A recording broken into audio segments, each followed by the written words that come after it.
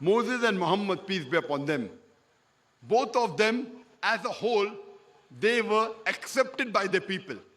Moses, peace be upon him, initially, there was a little rejection. But later on, before he died, his people as a whole accepted him as the prophet of Almighty God. Similar thing happened with Prophet Muhammad, peace be upon him. The people of Makkah, most of them initially rejected him. There were few followers. Later on, almost all, the majority of his people, they accepted Prophet Muhammad, peace be upon him, as a messenger of Almighty God. In the case of Jesus Christ, peace be upon him, he hardly had very few disciples. Most of his people, they rejected him. It's mentioned in the Gospel of John, chapter number 1, verse number 11. He approached his own, and his own did not accept him. They mentioned in the Bible that all forsook him and fled, even the apostles. So Jesus Christ, peace be upon him, was not accepted by most of his people. That is the reason Prophet Muhammad, peace be upon him, is like Prophet Moses, peace be upon him. And Prophet Jesus, peace be upon him, is unlike Prophet Moses, peace be upon him. 10th point. Prophet Moses and Prophet Muhammad, peace be upon them, both of them brought new laws. But Prophet Jesus, peace be upon him, he did not bring any new law. It's mentioned in the Gospel of Matthew, chapter number 5, verse number 17 to 20. Jesus Christ, peace be upon him, says, "Think not that I have come to destroy the law of the prophets. I have come not to destroy, but to fulfill. Unless the heaven and the earth pass away, not one jot or tittle shall pass away from the law until all be fulfilled.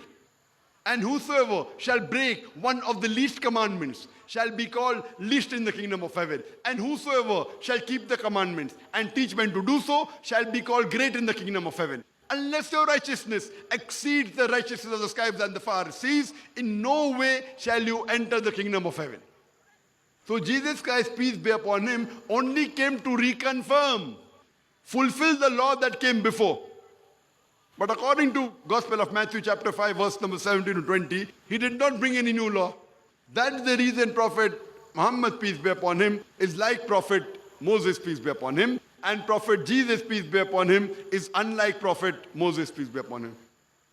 11th point, Prophet Moses and Prophet Muhammad, peace be upon them.